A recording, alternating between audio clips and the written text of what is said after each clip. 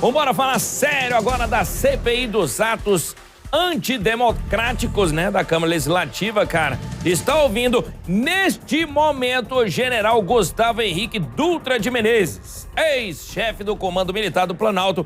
Yuri Ascar vai adiantar pra gente o que tá acontecendo por lá. E Yuri, me conta tudo, meu irmão. Ainda tá rolando esse depoimento? É com você. Muito boa tarde.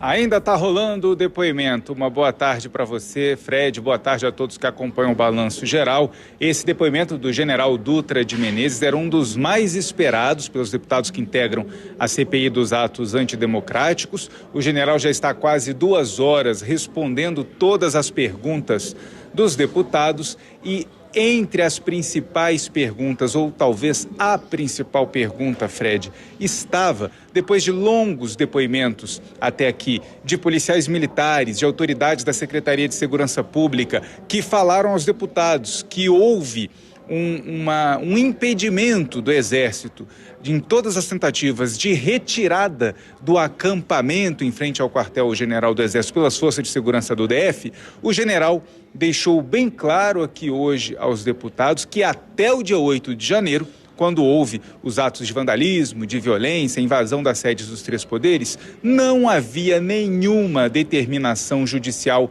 para a retirada do acampamento e que o próprio Exército tentava sim fazer essa retirada, principalmente depois do resultado do segundo turno das eleições e também com a chegada do final do ano, a proximidade da posse do presidente Lula, mas que essa retirada evitava o confronto. O principal era preservar a vida das pessoas e evitar que as pessoas se machucassem. Por isso, eles atuavam, né, de forma mais no convencimento das pessoas a deixarem o acampamento, e o acampamento no início do ano já estava bastante vazio, com poucas pessoas. Ele acredita que ainda na primeira quinzena de janeiro, ele disse aqui aos deputados, já não haveria acampamento nenhum. Mas aconteceram os atos do dia 8 de janeiro, que ele classificou de lamentáveis, e o general também deixou claro que não houve impedimento dele, na noite do dia 8 de janeiro, para que os policiais e as forças de segurança do DF entrassem no acampamento para fazer a prisão dos manifestantes. O que aconteceu, segundo ele, é que naquele momento não seria o momento ideal, poderia haver um confronto. Então, que ele mesmo conversou com o presidente Lula e a determinação foi do presidente Lula para que esperasse o amanhecer. E a determinação judicial do ministro Alexandre de Moraes era que, para se cumprisse, né, essa determinação para que acabasse com o acampamento, era em 24 horas e essa determinação foi cumprida. Mas que antes disso não houve nenhum combate. Por quê? Porque o acampamento não foi considerado ilegal. Mas haviam ilegalidades no acampamento? Sim, ele reconheceu, e para combater essas ilegalidades ele sempre contou com o apoio das forças de segurança do Distrito Federal e que sempre houve esse apoio, essa integração, e que em momento nenhum houve alguma discussão ou ameaça de uso do Exército contra a Polícia Militar, como foi levantado aqui por outras pessoas que vieram prestar depoimento à CPI. Fred. Cara, pois é, essa CPI, Yuri, ela ainda tem muita gente para ser ouvida. E não tá nem na metade ainda, né? Tem mais militares, inclusive, para serem ouvidos, né, Yuri? Exatamente. A CPI tem um prazo aí de 180 dias, ou seja, deve funcionar até junho, mas pode ser prorrogada por mais 3 meses. O relator, o deputado Hermeto, do MDB, vai pedir a prorrogação, então a CPI vai se estender.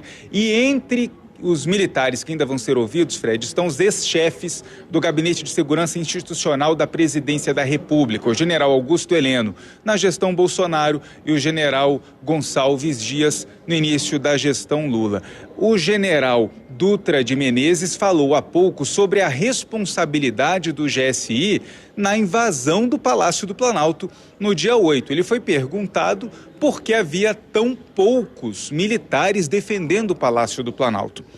O general, como chefe do Comando Militar do Planalto, é quem envia tropas para o Palácio do Planalto para defender ali a sede do Poder Executivo, mas ele depende de uma determinação, de um pedido do GSI, que é o responsável por fazer esse pedido da guarda, e que até ao meio-dia do dia 8 não houve nenhum pedido. E ele mesmo, quando viu que os primeiros manifestantes conseguiram romper a barreira próxima ali à rodoviária e que os ânimos estavam exaltados, ele mesmo solicitou, ou ele mesmo enviou uma tropa de reforço para o Palácio do Planalto e em seguida pediu ao GSI que enviasse esse pedido. Mas foi ele mesmo que tomou a iniciativa e depois provocou o GSI para pedir um reforço da tropa. Então é muito importante para os deputados agora entender qual a responsabilidade do Gabinete de Segurança Institucional na invasão do Palácio do Planalto. E por isso, daqui a 2 semanas deve ser ouvido Augusto Heleno e no mês que vem também o general Gonçalves Dias, 2 ex-ministros do GSI. Fred.